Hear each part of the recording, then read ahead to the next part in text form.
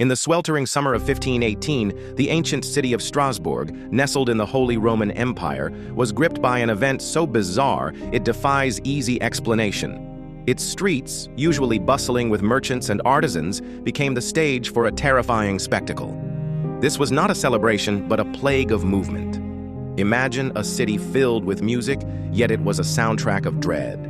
This was the backdrop for one of history's most perplexing public health crises, a phenomenon that would come to be known as the dancing plague.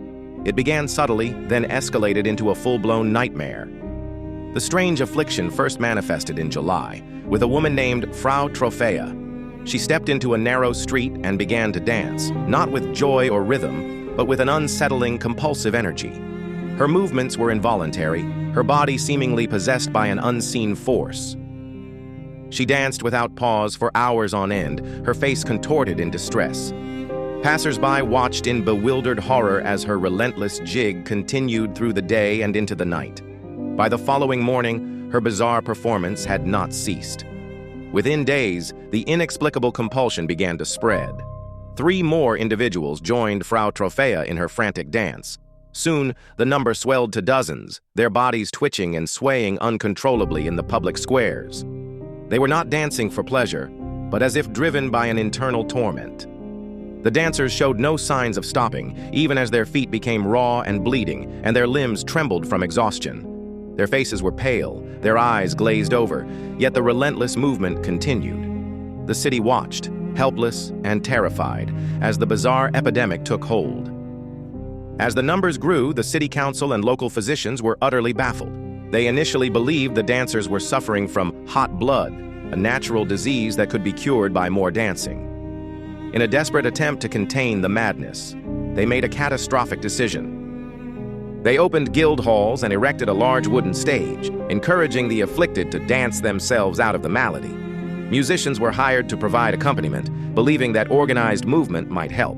Instead, the constant rhythm and public spectacle only drew more people into the compulsive frenzy. At its peak, the dancing plague affected an estimated 400 people.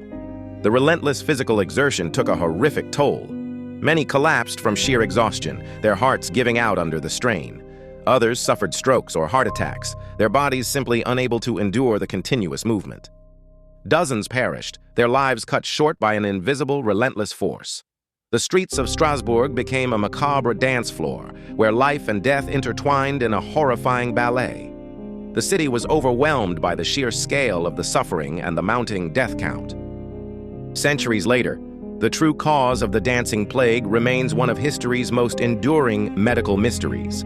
Several theories have been proposed, each attempting to shed light on this bizarre phenomenon.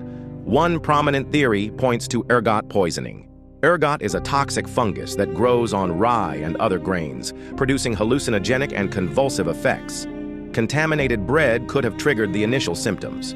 However, ergotism typically causes gangrene and seizures, not prolonged, coordinated dancing. Another widely accepted explanation is mass psychogenic illness, or mass hysteria. Strasbourg in 1518 was a city under immense stress, plagued by famine, disease, and poverty. Extreme psychological distress, combined with superstitious beliefs, could have manifested in such a dramatic, collective physical response. Whatever its origin, the dancing plague of 1518 stands as a chilling testament to the fragility of the human mind and body. It serves as a stark reminder that history is often stranger than fiction, filled with events that defy our modern understanding. The image of hundreds of people dancing themselves to death, driven by an unknown force, continues to haunt our collective imagination. It remains one of the most compelling and unsettling public health enigmas, a dark footnote in the annals of human history.